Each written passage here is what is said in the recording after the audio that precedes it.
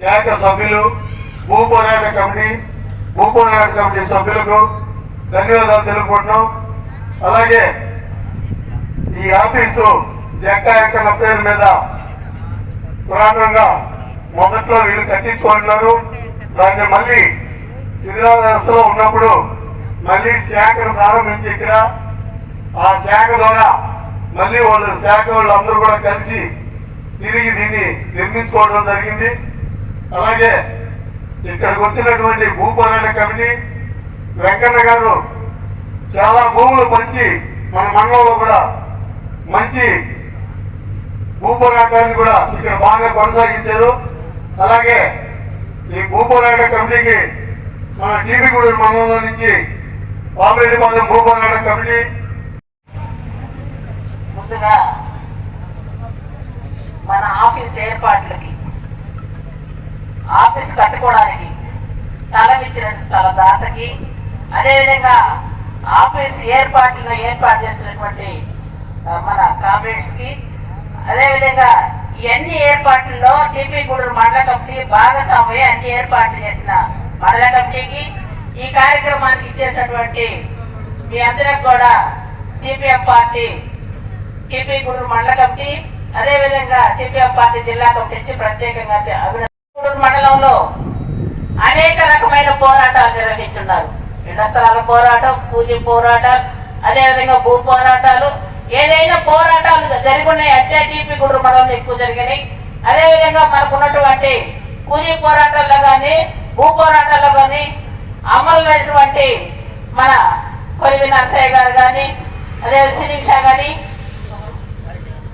యాదగిరి గారు ముగ్గురు అంటే వీళ్ళు వాళ్ళ కోసం అమలు కాలేదు, మన కోసం మనకి ఇళ్ల స్థలాలు కావాలని కూలీ పోరాటాలు కూలీ కావాలని అదేవిధంగా భూ పోరాటం మన కోసం పేదల కోసం వెంకన్నని ఆదర్శంగా తీసుకొని వెంకన్న గారి స్ఫూర్తితో మన ఏరియాలో అనేక పోరాటాలు నిర్వహించే పరిస్థితి ఉంది.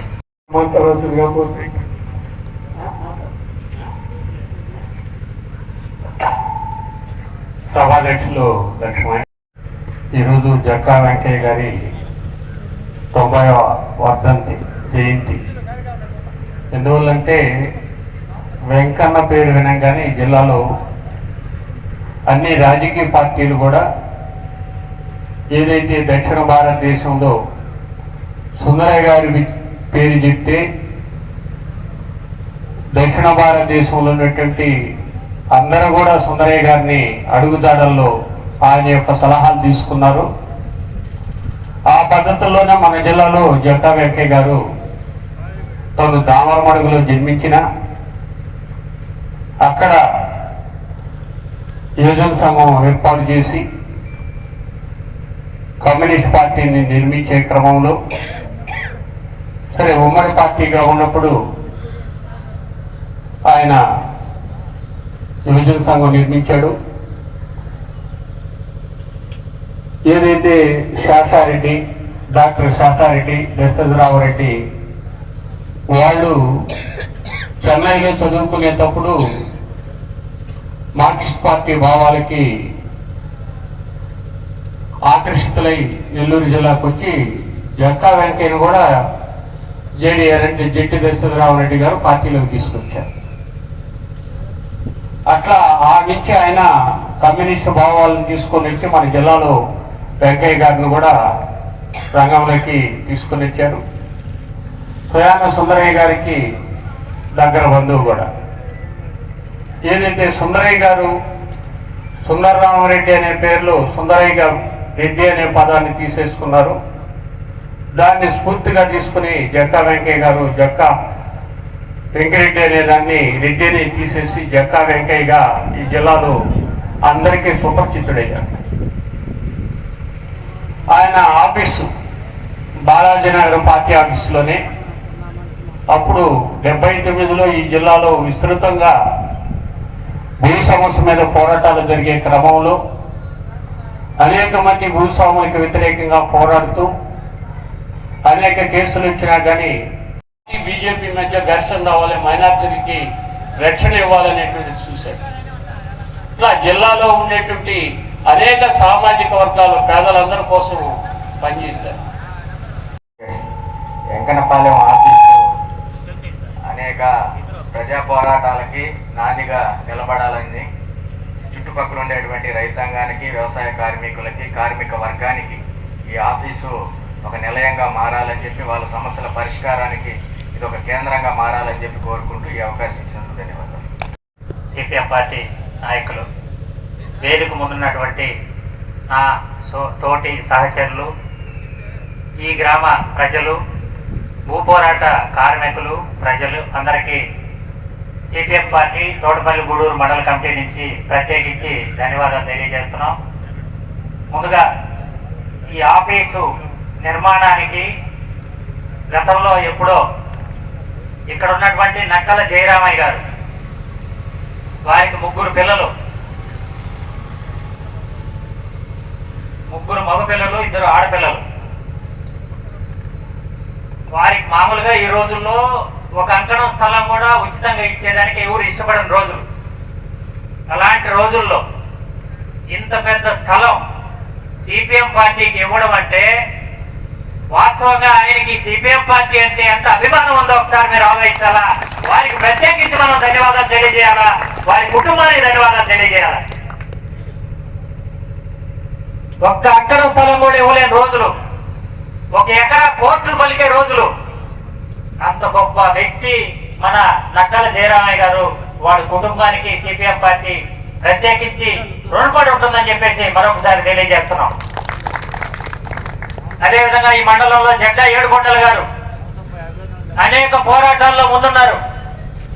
ఈ ప్రాంతంలో ఆఫీస్ నిర్మించే దాంట్లో అనేక చోట్ల తిరిగి ఆఫీసు నిర్మాణానికి ఫండ్ వసూలు చేసి ఆఫీసు నిర్మించి ఆయన కనుమరుగైపోయి ఏగుసుక్కయ్యి ఈరోజు సిపిఎం పార్టీ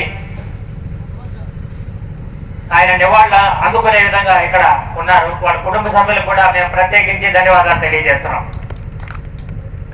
అయితే జక్కా వెంకయ్య గారి పేరు మీద 20 సంవత్సరాల నాడే ఆఫీస్ పేరు పెట్టేసి ఉంది. అప్పటి నుంచే జక్కా వెంకయ్య గారి భవనంగా పిలువబడతా ఉంది.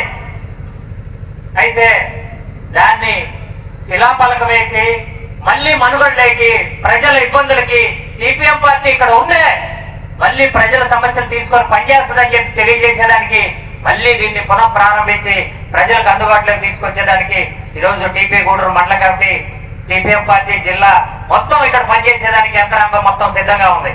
జెండా వేస్తానని చెప్పేసి నేరుగా దయాకరణ్ దగ్గరికి ఆయనకు వస్తే దయాకరణ్ గారు జెండా ఇచ్చి పంపించి, ఆ మండలంలో సిపిఎం పార్టీ కార్యదర్శి లక్ష్మయ్య గారు ఉన్నారు, అక్కడ మండల కమిటీ బాగా పనిచేస్తుంది, మీరు పోయి కలవమని చెప్పినటువంటి పరిస్థితి. ఆ స్ఫూర్తితో చింతా రామసుబ్బయ్య గారు నరుకూరుకు వచ్చి, అయ్యా సిపిఎం పార్టీ ఇక్కడ ఆఫీస్ ఉంది, మాకు 2 జెండాలు కావాలి. అక్కడ దయాకరణ్ గారు కూడా చెప్పారు, మిమ్మల్ని కలవమన్నారు.